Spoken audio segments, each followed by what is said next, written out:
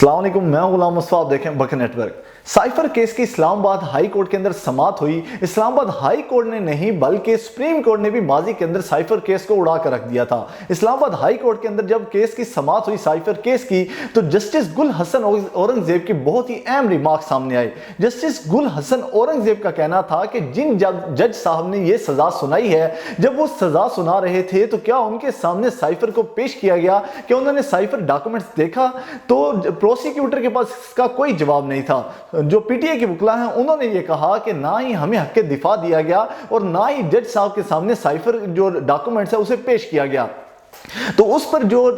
Justice गुल हसन औरंगजेब है उनका कहना था कि जब ये कहा जा रहा है कि साइफर को पब्लिक कर दिया गया इमरान खान साहब की जानिब से, तो जब साइफर पब्लिक हो चुका है तो फिर जज साहब को साइफर क्यों नहीं दिखाया गया? तो मीडिया के ऊपर साइफर क्यों नहीं है, हमारे सामने साइफर पेश क्यों नहीं किया जा रहा है जबकि साइफर पब्लिक हो चुका है? तो इसका भी प्रोसिक्यूटर के पास कोई जवाब नहीं था। तो जस्टिस गुल हसन औरंगजेब का यह भी कहना था कि जब जिस डॉक्यूमेंट्स की बेस पर सजा सुनाई गई है वो जज साहब ने नहीं देखा,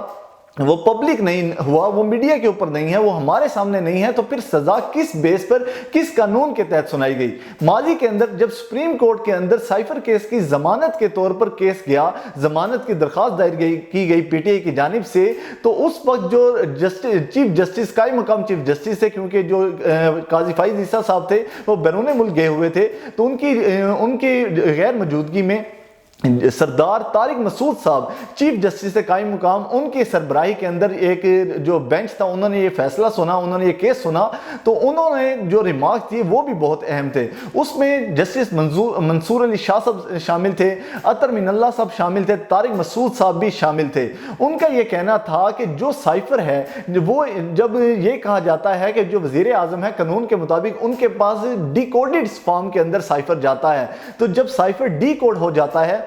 तो वो साइफर रहता ही नहीं, वो एक उसकी कॉपी बन जाती है, वो एक आम डॉक्यूमेंट्स बन जाता है। तो सब साइफर वजीर आजम के पास जाता ही नहीं है, तो इमरान खान साहब ने उसे लीक कैसे कर दिया और इमरान खान साहब के ऊपर जो स्पेशल सीक्रेट एक्ट है ये कैसे लग जाता है? उसके बाद उन्होंने एक और रिमार्क्स भी दिए कि जो साइफर है वो तो वजीर खारजा की जिम्मेदारी है, तो जब वजीर खारजा है उनके ऊपर केस नहीं किया जा रहा, उन्हें सेकेंडरी रखा जा रहा है, जबकि प्राइमरी तौर पर जो मरकजी मुलजिम है वो इमरान खान साहब को बनाया जा रहा है। तो ये किस कानून के तहत है? तो ये सुप्रीम कोर्ट में भी पहले ये मामला गया,